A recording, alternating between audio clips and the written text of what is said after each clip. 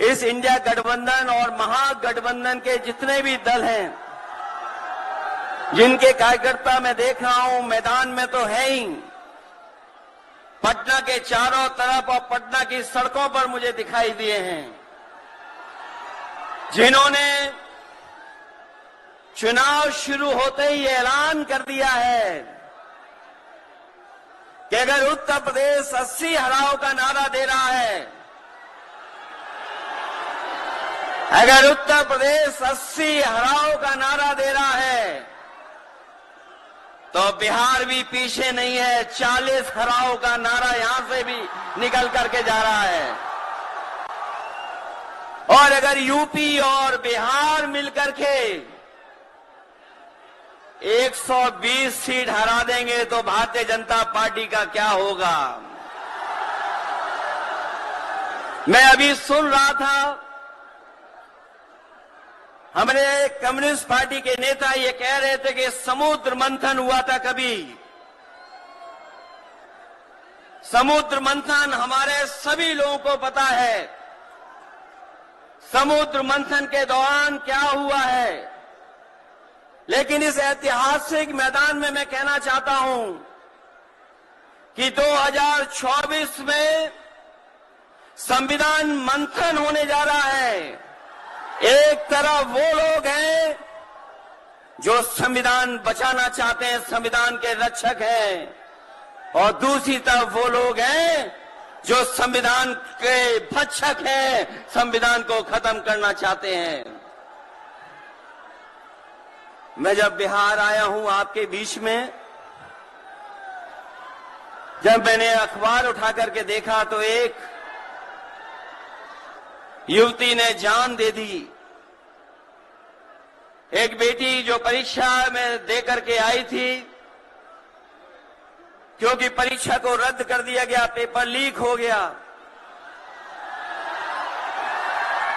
जिसके कारण उसने आत्महत्या कर ली और कहा कि मां बाप से मैं माफी मांगती हूं। यह उत्तर प्रदेश में एक घटना नहीं हुई है। उससे पहले भी कई नौजवानों ने, जिनको नौकरी नहीं मिली,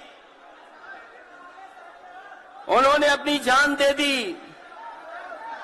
जिस शेर से मैं चुन करके आता था, वहां भी एक ब्रजेश पाल बेटे ने, हमारी आपकी उम्र से कम उम्र, उस नौजवान ने पढ़ी लिखी डिग्री जो थी, उन डिग्रियों को जला करके और आत्महत्या कर ली।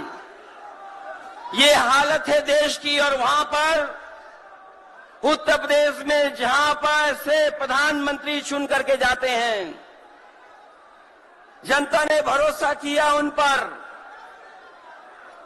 उनको बहुमत दे दिया, लेकिन डबल इंजन की सरकार ने बेरोजगारी दी है। मुझे खुशी है कि तेजस्वी ने यहां पर नौकरियां दे दी, रोजगार दे दिए, और हम तो वहां 60 लाख बच्चे जिनको पेपर नहीं लिख पाए, उनका हिसाब किताब लगाते हैं।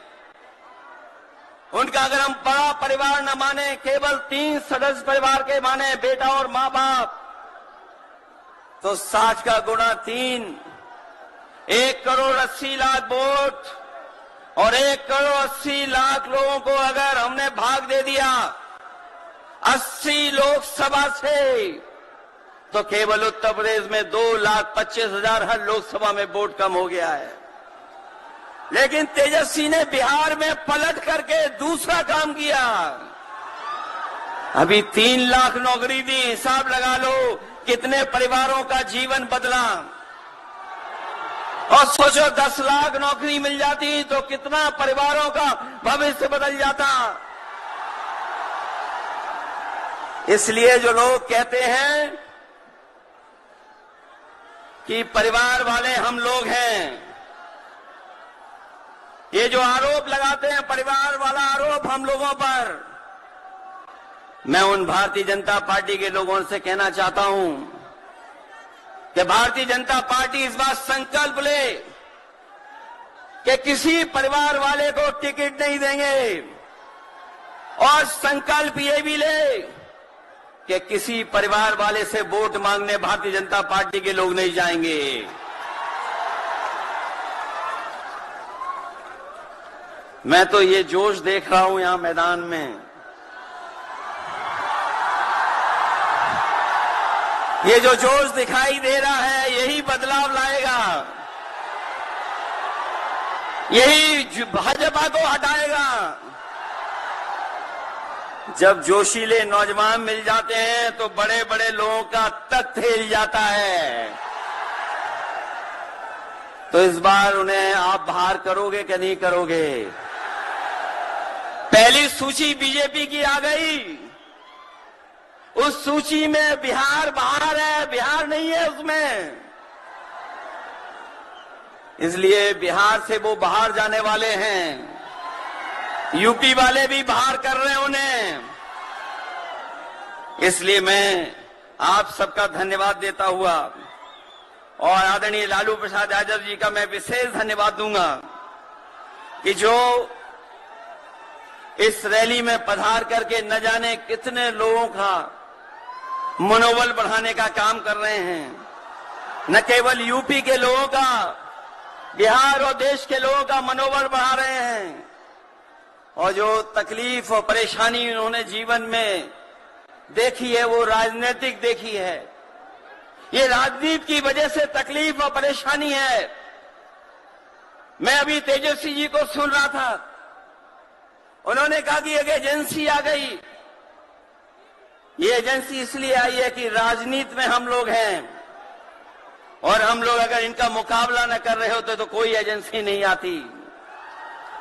उन्हें डर है कि ये ताकत मिलकर के, ये गठबंधन बन करके उनको हटाने का काम करेगा। इसलिए मैं आपसे कहना चाहता हूं, 120 हटाओ, देश बचाओ। भाजपा हटाओ, संविधान बचाओ। भाजपा हटाओ, देश बचाओ। भाजपा हटाओ, आरक्षण बचाओ। भाजपा हटाओ, नौकरी पाओ। भाजपा हटाओ, संकट मिटाओ। मैं इन्हीं शब्दों के साथ मैं सभी लोगों का बहुत बहुत धन्यवाद और आभार प्रकट करना चाहता हूं, इस उम्मीद और इस भरोसे के साथ कि जब कभी हम लोग अगली बार मिलेंगे तो ये डबल इंजन की सरकार बाहर होगी। यूपी से लेकर के बिहार तक भारतीय जनता पार्टी बाहर होगी।